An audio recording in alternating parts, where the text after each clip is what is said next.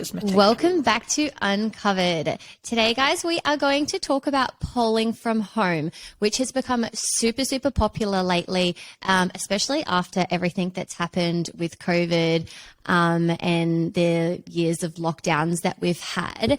We have a really special guest on. I want to welcome Lisa D, who is a co-founder or co-director of Polesphere. Welcome to our podcast, Lisa. Hello. Thanks for having me. No worries. So we brought Lisa on because if you haven't heard of Polesphere, it is one of the online training platforms out there. And we wanted to talk a little bit more about what it is about, how to train from home, and how you can get the best out of it. But before we start, we might just get to know Lisa a little bit better. So do you want to just give us a little bit of background of you, how you started Pole as well? Yeah. Okay. So I started Pole when I was 20. So I'm 40 now, so about 20 years ago. Wow. So you're a bit of an OG. Yeah. Definitely. Elderly. So I started pole like a long time ago when there were no pole dancing studios. Although I think Fornia had started hers in Vegas, but no one was aware of that. Like the internet didn't exist or was completely useless. So if you weren't there, you didn't know. So I started stripping about 20 years ago because it paid. I was a bartender and the stripping paid 6, 7, 8 times better. So I jumped over. And from there, I really enjoyed the pole dancing, but I didn't care so much for the clientele. Like, just fucking, they're hard to tolerate for me. Yeah. You know, I know a lot of people can manage that environment in a really savvy way, but I couldn't. I just couldn't manage the clientele. So I was like, there must be some way to do the pole dancing without the men, is literally a thought that I had. Because I was obsessed with the pole dancing immediately. Like, I started and there were these women who could do things that I hadn't conceived of on a vertical pole. You know, they would go upside down, hanging by one leg, all this stuff. And if back in those days, if you hadn't seen a lot of pole dancing, you just didn't know what was possible. So I got really obsessed with it. And I used to train pole dancing on the children's fireman pole in the playground near my house in the middle of the night. So I wouldn't offend families. Yeah, That's I would so go out funny. in the middle of the night, I mean like midnight, on nights when I wasn't working, and use the fireman pole to upskill and then go into the club and bust out my new moves on stage. And I would say to some of my friends, like the other dancers, I'd be like, okay, watch what I'm going to do during this set. I was trying out this thing the other night, watch this. And I would get on stage when it's supposed to be my time to be like hot, essentially, and just be like, and just trying out new tricks to show off to the girls I was working with. That's so funny. How did that go down with the clientele? Did that book you? Oh, who you probably knows? didn't care at that point. Who I'm like, did knows? that book you any more dancers? Someone would have been into it. Yeah, some of them. I did okay. Like, I wasn't always one of the most popular girls, but that's probably a personality thing more than anything. Because, you know, it's just an environment where you got to be really savvy and you got to know how to sell and you got to really understand your clientele. And I don't think I have the best personality for it at the time. I know this is a whole nother podcast episode, but I think it's really interesting how you talk about how you really love the pole, but the clientele element was not your thing. And I think that's something when pole dancers go, oh, maybe do I do stripping? It's like, it's not just about It's not just the pole dancing. It's No, there's so much more to it. I loved the nudity as well and the freedom. Like, I loved the dancing, you know, I would, the stripping aspect, the actual stripping aspect was fantastic. The nudity and the freedom, I felt like just bulletproof, actually. Yeah, but then sometimes after a long night of many conversations with clients, I wasn't. These days, I'd actually be better at it because I've got more tools to be like, okay, I'm getting really fatigued, you know what I mean? I'm older, I've got better tools to steer conversations, to understand that kind of fatigue, to know how to play a client. Back then, I didn't have the proper, I fucking wasn't developed enough mentally. So young as well. Yeah. So we were talking off air just before about you had a little studio in Brisbane, actually, for those that didn't know. I didn't even know that. So how did that come about then, and what sort of age were you then when you started that? So after the stripping, I actually moved to Japan for a year and a half to teach English. Awesome. Nice. I didn't dance over there, which I should have, but I was like burned out, and I was like, I'm going to go teach English. So I went and taught English. I came back, and when I came back, it was 2004. Oh, that's got to be right, 2004. And I was on the phone with my mum, and she said, because she knew I'd stripped, I told her, Mum, guess what I'm doing? I am stripping. And she said, oh, that could be fun. I was like, okay. So, Supportive mum. Yeah, good mum. And when I got back from Japan, we were on the phone, and she said, did you know that stripping is in gyms now? And I was like, what do you mean? She was like, like the dancing around the pole, they do it in gyms now. So she'd seen it on some, I don't know where, maybe like a current affair or some kind of program. And she thought of me, and she was like, guess what? And I was like, okay, I was like, I need this. And this is like, sounds made up, but it's literally true. So it was fate. I'm like, it was fate. The first gym I called in Brisbane, and I cold called. I was like, okay, what big gyms do we have in Brisbane? The first gym I called, I said, do you have pole dancing there? They said, yes. And they were like one of the only places in all of Brisbane that were doing it. Full stop. There were like two other places. And by luck, the very first one I called was like, yes, we do have it. And I was like, great. And I went in and I took a class, and there was an American woman running their pole dancing program because back in those days, it was a very specialized niche, basically. Like none of the fitness trainers, personal trainers were touching it. Yeah. I'm only talking about the place I was, who knows what they were doing elsewhere, but none of the general fitness trainers were touching it, nothing like that. It's very specialized. There was just this one woman who was running their pole program, and she was leaving shortly. So after I'd done a couple of classes, because I was quite experienced on the pole, I was well above the student level at that time. At that time, people didn't know what an extended butterfly was, like for real. Yeah. It wasn't, no. Wow. Yeah. So, so she said, would you want to do my job? And I was like, yes. So I sign up. Yeah. So she trained me to teach. And in those days as well, it was like, teaching is like to hang on and lift your legs off the floor. All right, good. And now climb up it. It was really new. I know that I don't know the interstate timelines exactly, but I believe the 2004, 2005, or maybe even 2003 in Sydney era was when Bobby's was starting up, and when Canetta was doing pole divas in Victoria. Like, I think things were happening, and there were a couple other places in Brisbane too that were very fresh and very new, but they existed. But anyway, so she basically taught me to teach, and then she left the studio in my hands, and I approached the gym, and because the gym was managing the studio just like it was another group fitness class, like, do you want to come and do yoga? Do you want to come and do Pilates? Do you want to come and do pole dancing? But it was not selling very well because they didn't get it exactly. Yeah, they didn't understand was it stages, or was it poles that were rigged in? They were gorgeous, installed. They were custom made. They weren't Pussycat or X-Pole. The gym had them manufactured somewhere. I don't know. Don't know if they were stainless or chrome. I suspect they were stainless. And they were about 4 meters tall, maybe 4.5. Nice. It was it was like paradise. And there were so long ago, 5, maybe 6 poles in the room. Are they 50 mil? Yes. But to me that was normal because the club poles that I was were 50 mils. Yeah, this is true. Yeah. I don't see them much anymore. No. But yeah, so you approached them and I said, like, we're not getting that many clients in for the pole. Like, I have a bit more experience in this industry.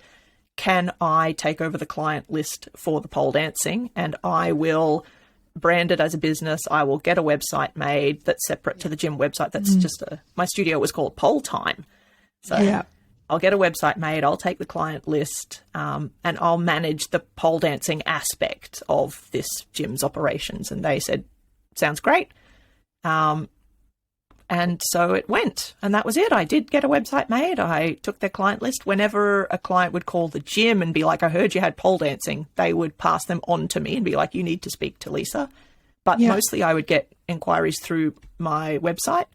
And back in those days, the phone number on the website was my home landline phone because that's what it was back then. That's what it was back then, yeah. Yeah, and you're not in the studio or the gym all the time. No. So people would, and I had an answering machine, and my answering machine message at that time was like, pole time. Wow. Welcome to pole time. Leave a message. And so my friends just knew, okay, we'll just leave. It's Lisa, we'll leave a message. But clients who were called would be like, I've called pole time. It was a whole different thing.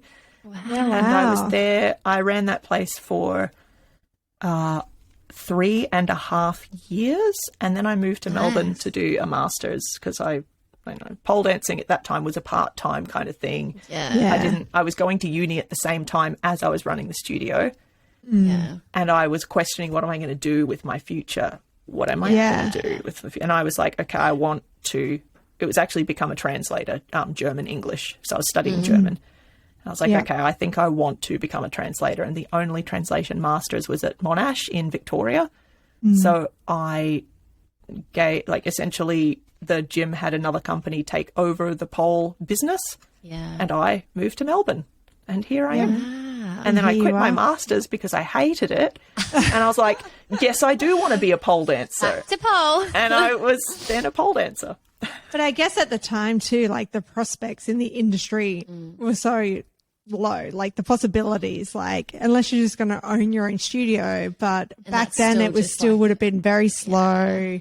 So of course you're going to go look for more stable opportunities, as you would call them. Exactly. And the money, when you look forward into your own future, I'm like, well, I would like to, maybe I would like some level of money so I don't have to share a house forever and ever. And I couldn't see some women in our industry have had a lot of vision, like Bobby and Kinetto, Christy Sellers, and there are others as well, Anastasia, and even from very early days, they've looked forward and they've gone, I think there is the ability to make money and build this up. But I didn't have that at that time. And at that age, I didn't see what it could be. And I was like, no, I need stability. So I'll do the masters. But the masters was horrible. I hated it. Can you still speak German? Badly. Like I can have a conversation, but it's bad. Yeah. I mean, oh, that's funny. Yeah. Different.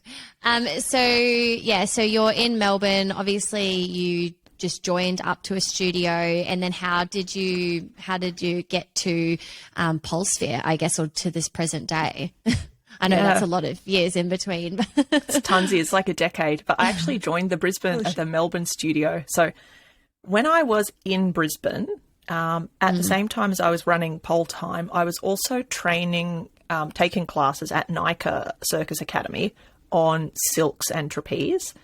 And a little bar called Bar Burlesque opened in Fortitude Valley that had aerial performers at it. So I got a weekend gig there performing silks.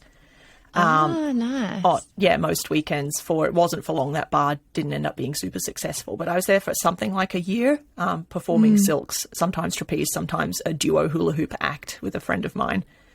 And while I was at that bar, a woman came in and did an angle grinding act. Have you ever seen that, where they wear a metal bikini, essentially, and they get an angle grinder and they go, wow, wow, and sparks fly off their bodies? Have you ever seen that act? No, I've never seen the act, but I know what you're talking about. Yeah, I can visualize it.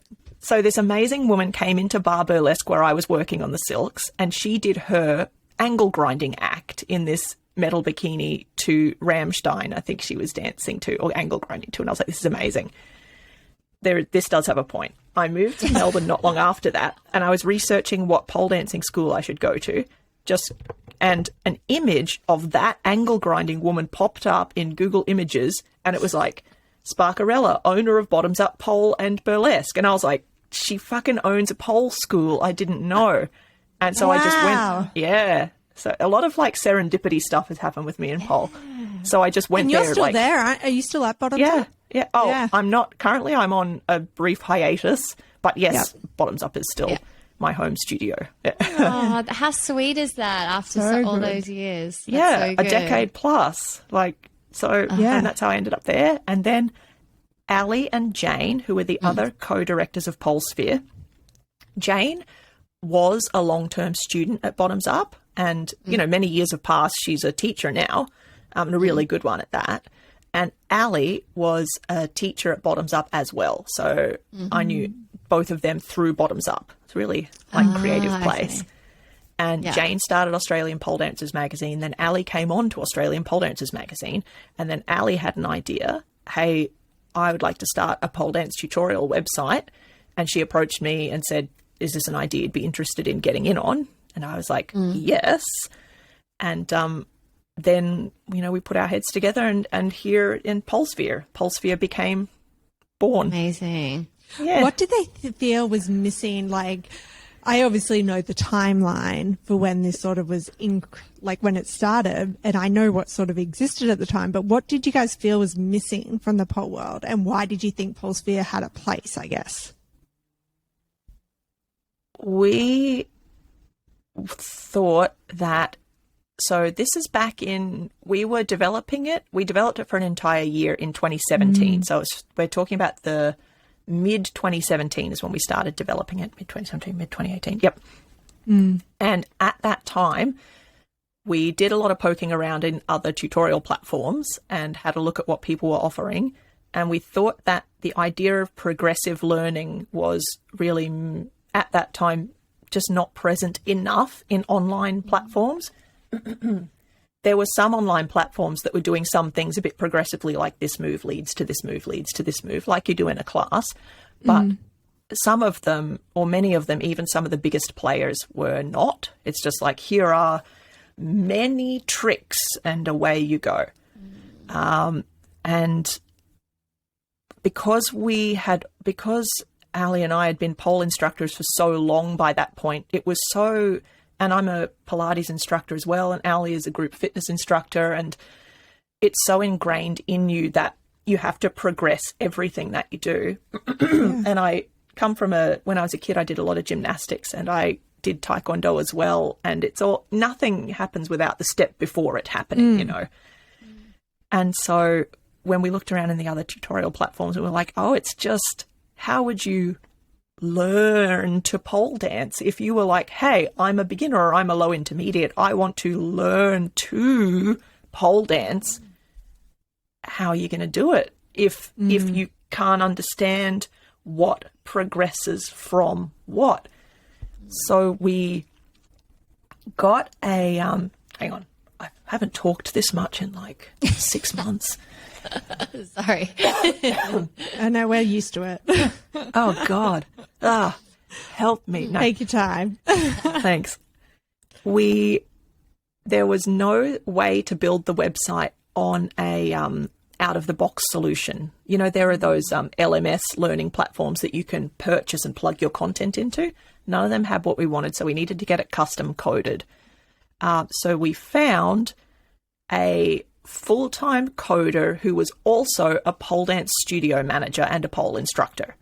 Wow. Her name's Georgia Mountford, and we got her to custom code our whole platform so that we could have this process where every time you do a move, let's say you do a Jamila, underneath the Jamila tutorial are links to the prerequisite tutorials that you would need to understand to be able to do your Jamila. So when you're on Polesphere and you go on and you're a student and you look at the Jamila tutorial, you're like, that looks really cool. Linked underneath it are the tutorials you need to have a grip on, you need to understand and have in the body to be able to learn your Jamila. And that's the same for every move on the site. So you never try a move without understanding the foundational steps for it, the things you need to know, and how you need to do it safely. That's a long answer. No, And I used to be, sorry. Here you go. I just like cut her off. I used to, back in those days, I used to have a membership to an online learning platform because I was an instructor. And the only reason it worked for me was for ideas. But you would have to search and search and search to find something suitable to be able to teach. Yeah, definitely. We've actually had a lot of teachers. Oh, sorry. Go, Renee. Oh, no, you go. Go, Lisa. I was going to say we've had a lot of teachers give us feedback about the platform, that they really like it and that they use it as a teaching tool, because we've been in operation for a few years now, so we've got all kinds of people in it, and a fair few of them are pole dancing instructors. And I think the fact that they can pick a move, they can be like, oh, look, I want to teach the Russian split this month to my elite girls, and they can get the Russian split tutorial and see really easily the layers of X number of things that that do precede it, that their students will need to be strong at before attempting the Russian split. And we also do prerequisites, and we do related tutorials. So if there's a tute that's like, this kind of split, and there are other moves that aren't a progression from it or a prerequisite for it, but they're quite similar, then we link them together as related tutorials so that people can find things in their area of interest to try. If you've got someone who's like, I'm so into splits at the moment, it's the area of, I want pole splits, then they can find this pool of things that match their interest. And we also do progressions as well. So when you've got a tute, all of them have prerequisites, and then many of them have progressions as well, like what progresses after that. And then they have their related. So it was a lot of work getting it like that. For Georgia mostly, she's the coder, but Ali, Jane and I put a lot of brain time into, well, what are the prerequisites, the related tutorials and the progressions for hundreds of moves? It's a lot of brain time has gone into it. It's a lot. I was going to say, it's a lot of work. I've done a bit of stuff of, getting a particular trick and then just breaking it down and going, well, what's before, what's before, what's before, what's before? And you just keep saying that until you get to the very basics. And I was going to say, that's the best thing I think I like about Polesphere is it does have that. So especially if students are going on, they can see, oh, what do I need to do beforehand? And then they can create some level of awareness. And also the related ones are really great too, because if they can't quite get that one, like say the Russian split, and they're like getting a bit frustrated, they can then go, okay, well, what's something else that's similar that I can do? So I think that is it's super unique. I don't think I've seen that in another platform that has that sort of structure to it. So I think none others have it yet, I don't believe. I don't believe. I think there are some other platforms that are linking to prerequisite moves via a tagging system of some sort. I think that's out there. And there are some other platforms that do courses, this is your beginner's course, this is your intermediate one course. But again, it's all different ways. But I don't think anyone else has got exactly our setup at this point. No, and you also, coming back to how you mentioned you have quite a few instructors on, the quizzes you have, that's like, you need this or this. It's like that, obviously, for an instructor is quite good to be like, cool, do I actually understand what I'm going to take from here to teach as well? But you also have so many epic instructors on the platform that you can learn from as well. So, I mean, what more can you ask for? You should have seen us. Learning platform. We, when we got our instructors on, we actually put out a call for auditions. So that's how we got our instructors. So in 2017, or was it mid-2018? Back then, at some point during our development process, we put out an open call for instructors only to Australia at that point. And all the instructors who are on our platform, literally, we had 45 applicants, I think, maybe a couple more. It's going back a few years. A lot of people applied. And every one of the instructors who is on the platform did an audition video that was just killer. We had a whole long email of things we're looking for, and it's like this, it's like that. And they had to send us in a video of themselves instructing a move in the most thorough way they could picture themselves instructing it. And we spent a couple of days, or more than a couple of days, sifting through applications and watching audition videos, and then trying to rank, not rank as in hot or not, but trying to rank like the who's teaching. We were like, this is the fucking bomb, so that we could pick a team of. We started with 7, I think. Yeah. So we whittled it down to literally the best 7 instructional videos, audition videos, and we've got some mega big names with big social media followings, which is lovely because big social media followings give you access to an audience. However, we've also got teachers who have much smaller social media followings because that wasn't a criteria. The criteria was who can really, really teach. And so we got this spread of great instructors. And online, it's different, right? It's not like in the studio where you can just be like, just like put your foot up here and just like do this. You can't touch the person. So you're teaching, instructing ability, I can't talk, needs to be really important, and it needs to be thorough, and you need to be able to break down tricks in a really defined way. What were the key things you were looking for in the videos, in the audition videos? In terms of the raw teaching, their ability to get really granular and really detailed, and their ability to show us that they can anticipate a range of different needs and issues that might arise in a real teaching environment. So it's not enough to say, oh, put your hand up, put your hand down. Okay, now bend your knees.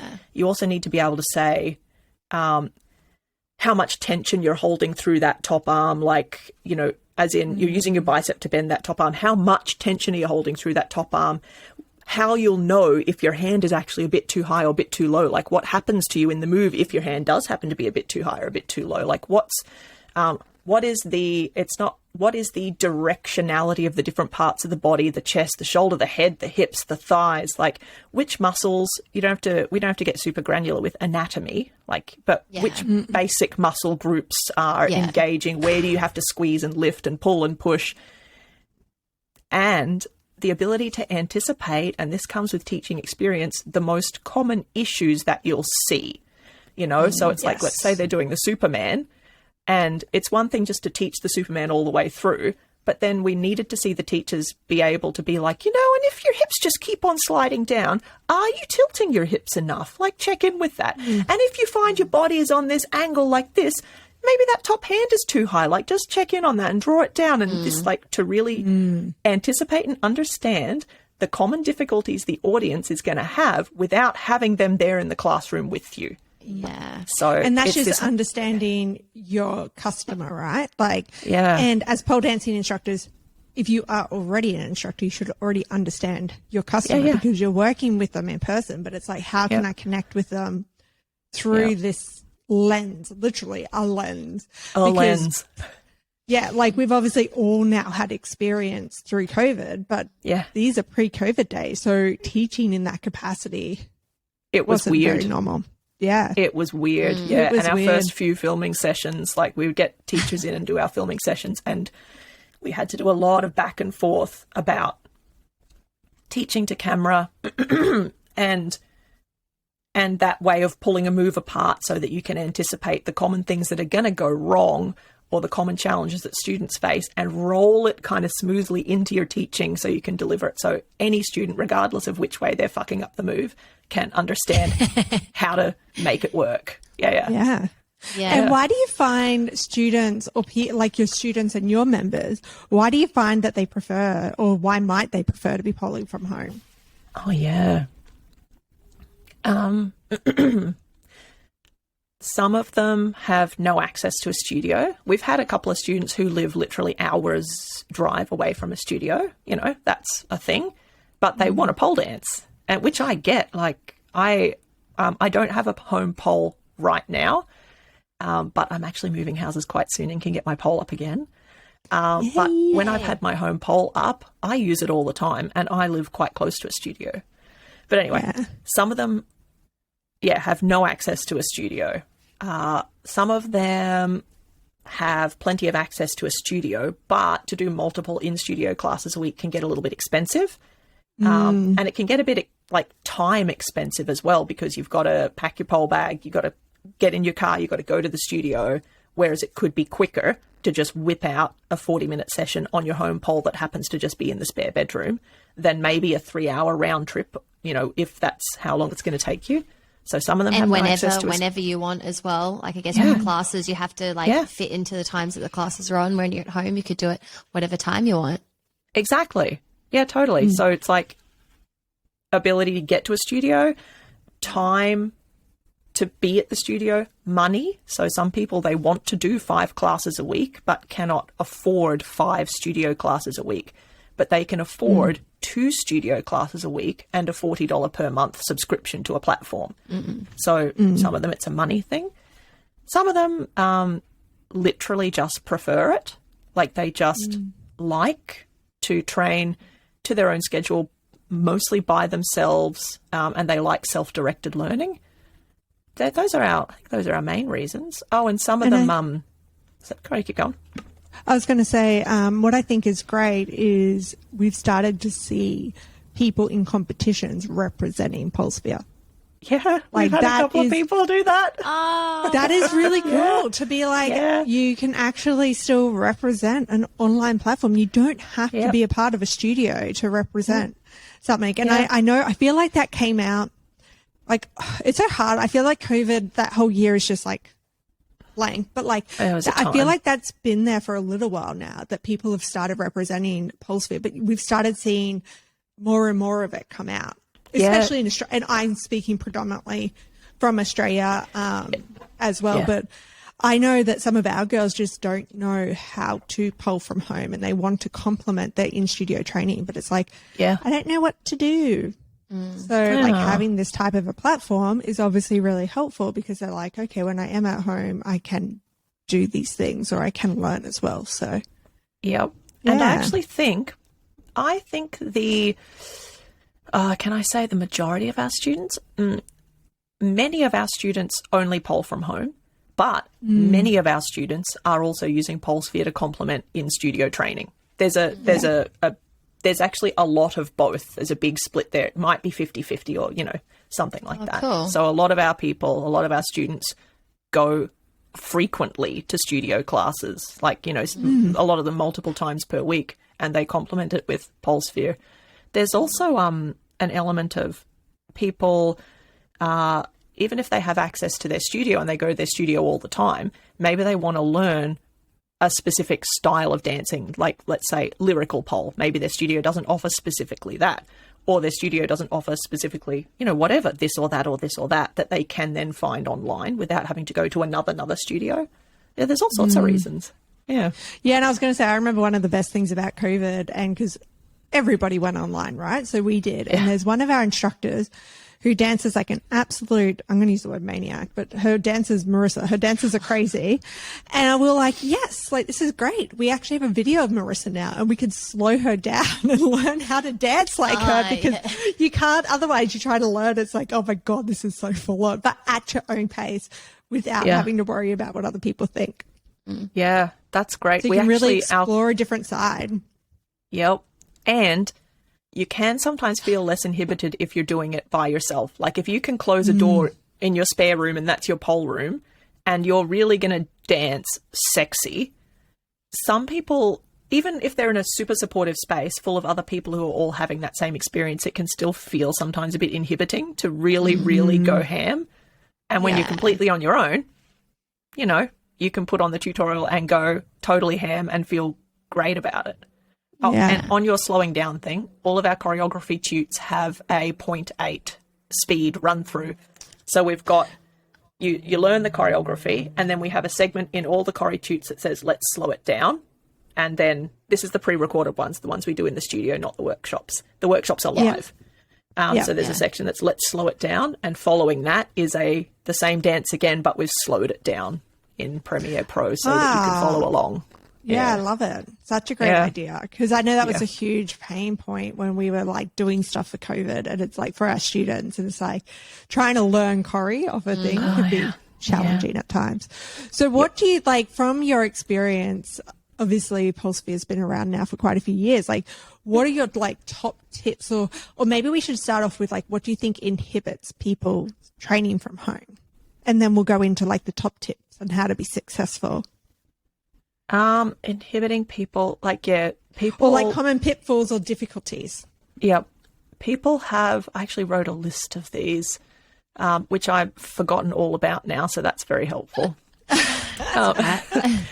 People, motivation is a big one. When you're in your home environment, you've got, your home environment. Now you got to feed the pets, you got to clean this, you got to feed the kids, you've got to cook this, you've got to make that. You've got to everything. It's your home environment, and you've got your distractions. Your phone is right there, your computer, your telly, your partner, maybe. So it's distractions / motivation. So you have to be pretty self-motivated to train at home. That can be a big pitfall. I actually need to look at my list because I wrote a list of suggestions. I was like, wow, I have all these ideas and now I can't remember. Okay, yeah, go. I go. Got it. She's like, I'm ready. I got it. There you go. I'm ready. I found it. Okay. Not having people to train with is a big one. So a lot of people go to studios and they have their pole buddies or their pole besties. It's a massive, pole is a really social thing. It's a massive part of it for a lot of people. I'm going to say this, not for me. I've been someone who prefers to train alone for my entire 20 years. When other people are in the room, I want to chat too much and I don't train enough. So I prefer to train alone. But for a lot of students, having someone else there to bounce ideas off and try things with. So not having your pole buddies with you can kind of stuff people up at home a bit. They don't like it. But I know some people who Zoom train. So you can have, So you can have your pole friend in their home space Zooming with you while you train in yours, which is such a modern solution. I know, but I did quite a bit of that over COVID, actually. I was like, I'm with you, Lisa. I prefer to train by myself. I don't know. I just I get distracted, and I don't mind if I train with someone else, but I'm not really doing what I want to do normally. So I'm just kind of like, oh, it might be nice, but then I prefer to be completely by myself. Me too. And I thought I was alone with that, but it's nice to know that someone else. There are more of us. There's an element, I have an element of shyness too. Like if I am, it's especially with choreography, if I'm like, I am choreographing a lyrical piece now, here's my sad song, I really need to be able to be like, oh, it's my feelings, I'm dancing. I can't make that up in front of other people for whatever reason. I'm too much of an emotional prude.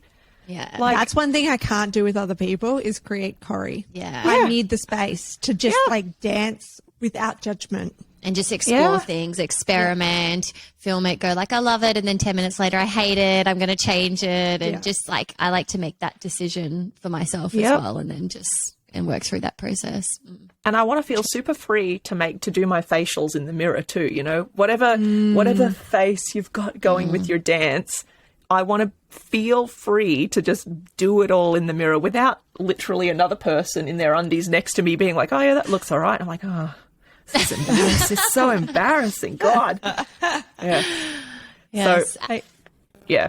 So what's next on the list? Yeah. It's having something that can be a roadblock for home training is not having an adequate setup.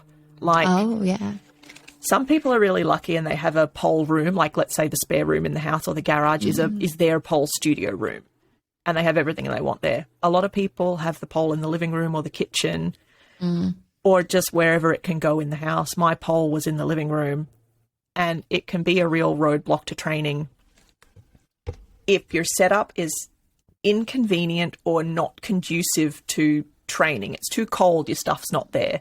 I mean, the solution to that is try and set up your space to be as convenient and inviting to you as you can. Like, even if it has to be in the living room, that's fine. Make sure you have a little box somewhere in the living room, like on a bookshelf or in a box, where you keep your yoga blocks and your TheraBand and your pole grips.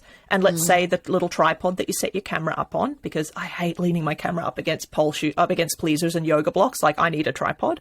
So just trying to make sure that your setup is convenient and works for you can really help, because a lot of people are demotivated by a less than ideal setup.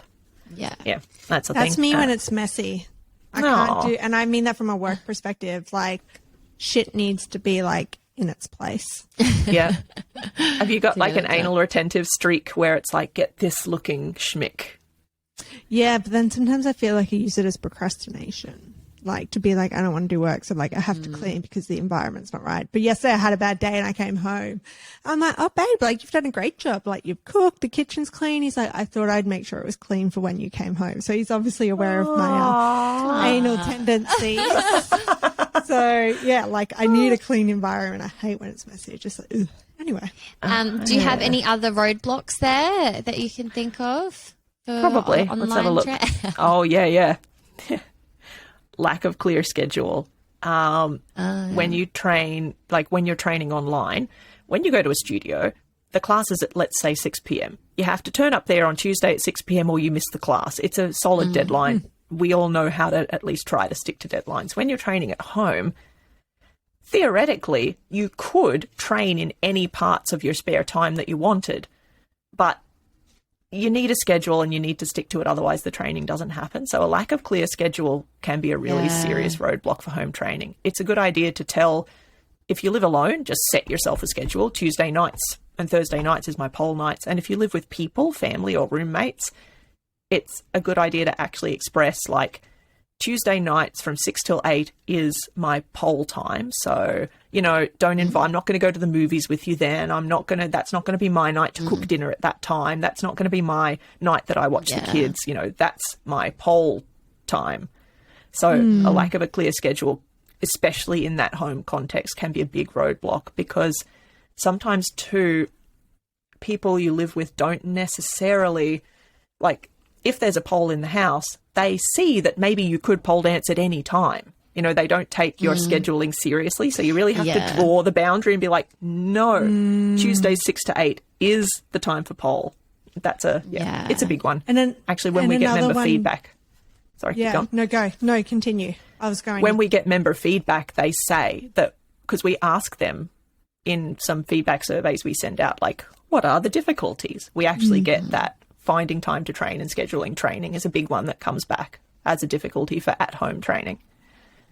And I think another one you listed in the email you sent through was the expectations and probably the understanding of your own ability. And I thought, like, when I seen that one, I was like, yes, because like as instructors in a studio, we get so many students walk in and be like, I want to learn this. And they show us a advanced move and they begin and they're in beginner one, and you're just like, oh, that's an exaggeration, but like the intermediate, let's say, and it's like, mate, like your body can't get that. Like there are so many things that they don't understand how to break that down. So I can imagine the expectations, like, oh yeah, I can do a butterfly, and it's like, you've been polling. Hold on this note, sorry, I put up on TikTok the regressions to an invert.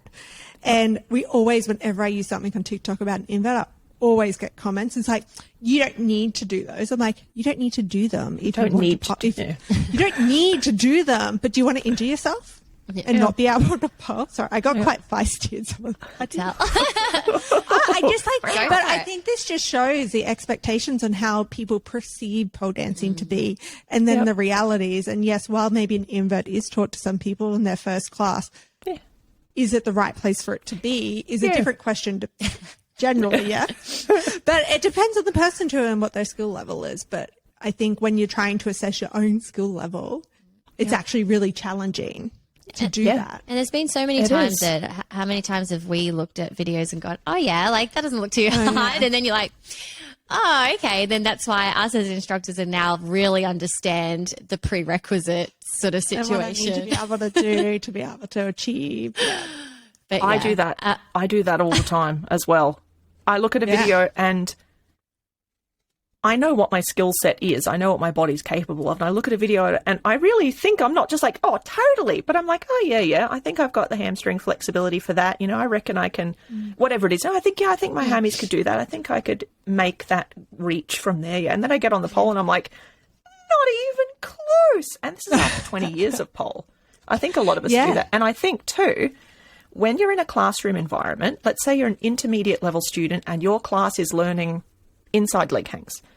When you're in a class environment and you look around, you see all the other people at the same level as you, like trying hard and maybe struggling a little bit to get the positioning correct. And it kind of sinks into your brain, oh, this move is at my level. You know, you try and you're like, oh, it's hard. And you look around the room and you see all the other students trying and they're like, oh, I'm really trying. Oh, it's hard. Oh, I need to learn the positioning. When you train at home, you don't have that visual feedback of all of your peers learning the same things at the same level as you, kind of sinking into your mind, giving you that notion of what your body's capabilities are. So you might pick up a phone and see someone doing, let's say you have never learned an inside leg hang, but you might pick up your phone and see someone doing leg switches inside to outside, and not understand that you can't do it yet. Your body literally doesn't know how to do it yet because you're not getting that constant feedback of literally watching your peers try things. So that can be, So I think that's challenge. a huge one. And I think that's where platforms like Polesphere that have the regressions and the progressions can help people have trust in the platform and help go, especially the more you utilize platforms like this, it helps you like understand, like, oh, they actually really meant that when they said, like this invert, for an example, people like, you don't have to do that. I'm like, the things we showed you were the exact same things, but upright. So yes, technically on a technicality, you may not need it. Technically, you don't have to. That's true. Like, you don't have to, but we always set our prerequisites as the in an ideal world scenario. Yeah. So in an ideal world, we would want a student to be able to do this and this and this because it will develop the right strength and it will help keep them safe. That's why we're saying it. But can some people just run up to a pole and go upside down without ever having touched a pole before? Yes, they can. For real. You know, I was one of those people who just threw myself at a pole. So was I. I was just like, hey, I'm upside down now. And I have some injuries today, 20 years on, that I slaughtered myself in the early 2000s in various ways. I mean, I broke both my elbows. Pole dancing? Yeah, I fell off really badly. Onto my elbows were back like this. And I fell from a height onto a hardwood floor backwards on the tips of both of my elbows were the first thing that landed. That was a good one. And I pay for a few of my injuries today. I do. I've got some things, you know, you can't just fix everything up. If you really screw something up, you can't necessarily get totally better from it.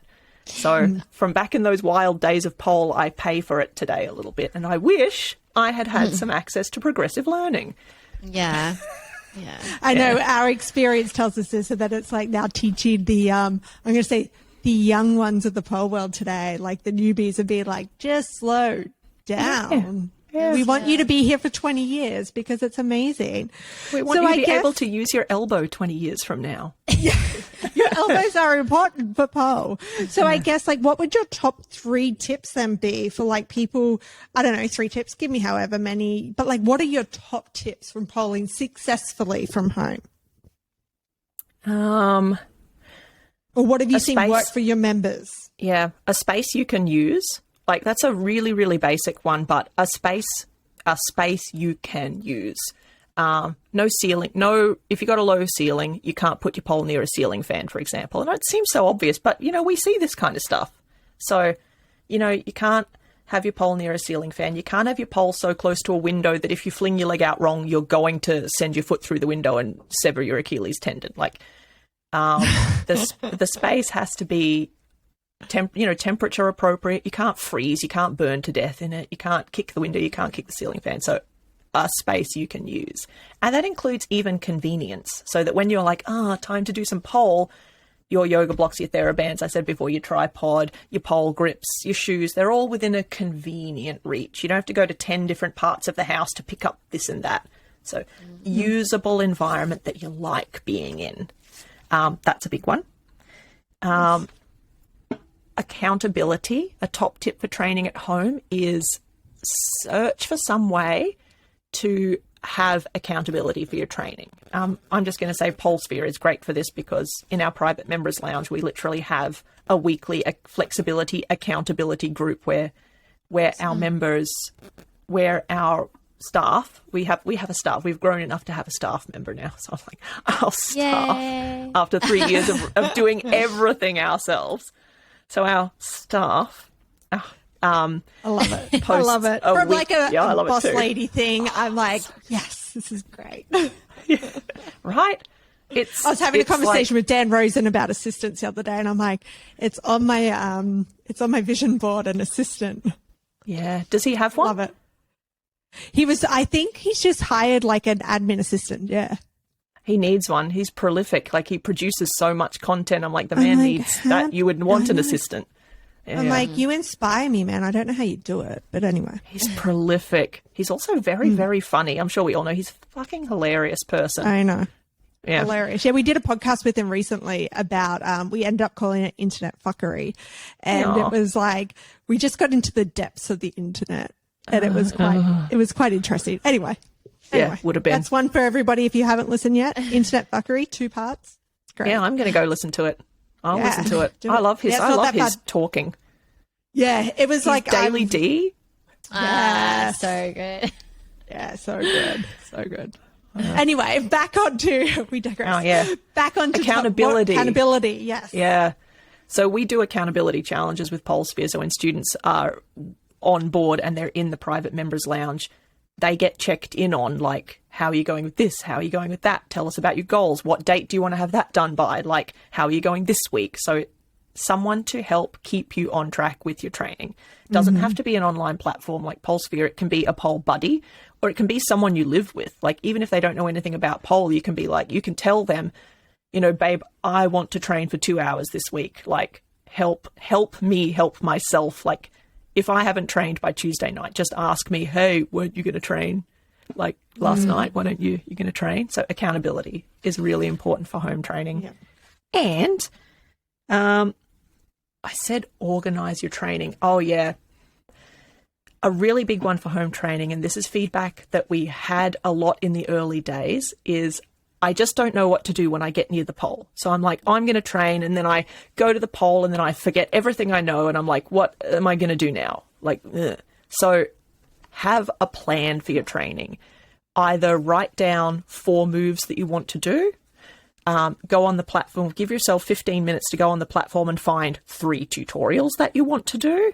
Well, that's it really. Write down moves you want to do and then do them. A combo you want to put together, design yourself a combo of known moves and then put it together and then do it a few times. Search out tutorials you want to do and do them. Like, you need to organize your training so that you don't just hit your pole and then faff about for a bit and then sit down on your phone and scroll Instagram for 9 hours. Yeah. Oh, yeah, that's a pitfall. The Instagram scrolling. Having the plan, organize your training before you hit the pole to avoid that. Yeah. Did you guys just implement a new playlist though? Yeah. To be able to, could somebody do this on that new playlist? Yeah. So we've had playlists for a while, but they're Polesphere created playlists. So we have a list of playlists up that's like your monthly strength training, your monthly dance, your weekly flexibility training, where students can click on a playlist and receive a fresh playlist from us every week or every month on a certain topic. But we've just implemented user created playlists. So now on Polesphere, you can go on there, think of 3 tutorials you want to do, click on them, click add to playlist, and add them to a playlist that you've made, and then they'll auto play all the way through. So you can just turn Polesphere on, put it down, and do your playlist like it's a class with these moves or these choreographies or these stretch and conditioning videos back to back as you've laid them out. That's amazing. We're pleased about that one. So smart. I was like, how has she not brought this up yet? I forgot about it. So many things. But I think that's going to be a game changer for so many people who do struggle to train from home. Because it is really, really challenging to make that decision. But you guys are doing great things. And thanks so much. Helping the pole world train from home. Is there anything else you want to say before we wrap up this episode? Is there anything else I would want to say? Any words of wisdom? Oh, any words of wisdom? Well, I would say that for anyone who's daunted about training from home or reluctant about training from home, it's completely doable. And if I'm speaking about Polesphere specifically, we have a pretty big community of members who are there to support people who train at home. So if you're daunted by it, or if you feel like it's going to be lonely or unguided or unstructured, it's not the case. You can join. We have a community there for you so you can feel supported and feel connected and have guidance in your training so that you're not just kind of left, lost and floundering. And we're less than $10 a week, technically speaking. $39.95 per month is literally just under $10 per week. It's not a lot of money. On a lunch meal. That's lunch right. meal would be way more expensive, actually. Yeah. Yep. And go. People can achieve really good things training at home. Like if you're someone who wants to compete, not everyone wants to compete. Most people don't want to compete, and it doesn't have to be a goal. It's fine. But if you are someone who wants to compete or who wants to get up to a really high level of pole, you can actually achieve that with self-directed home training if you're careful about it and if you're focused with it. Like ideally, if you're trying to get up to a high level, we do recommend studio training and complement it with online learning. But if you live really far away from a studio and you just can't get there, but you really do want to become a really good pole dancer, trust me, it's completely possible at home. And we've kind of got a structure set up to help people get there. So yeah, just if people feel like it's going to be lonely or they can't reach their goals doing it on their own, that's not the case. They can. Yeah. Yeah, and we've recently joined the Polesphere community and would 100% second everything you say about the support. And I think from an online perspective, it's really good to see that, because that's one thing that people value in a studio is the community, and communities are possible online now too. So, guys, if you're interested in Polesphere, we'll chuck some links in below with a 10-day free trial so you can check it out for yourself. So there's zero commitment there then, and you can just see what Polesphere is all about and what Lisa is talking about. Otherwise, go follow Polesphere. Lisa, what's your Instagram handle? Lisa_D_pole dancer.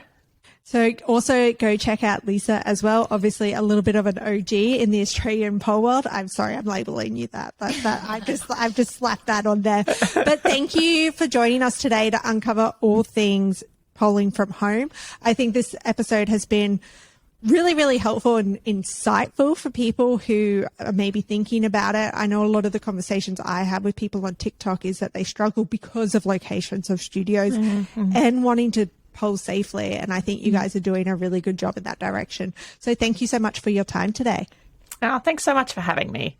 That's okay. And guys, if you want to come chat with us about all things pole, come hit us up on Instagram at uncovered.pd. And until next time, we'll talk to you soon. Bye. Can't see. There we go. Yeah. Sorry, I was wrapping it up because I was mindful of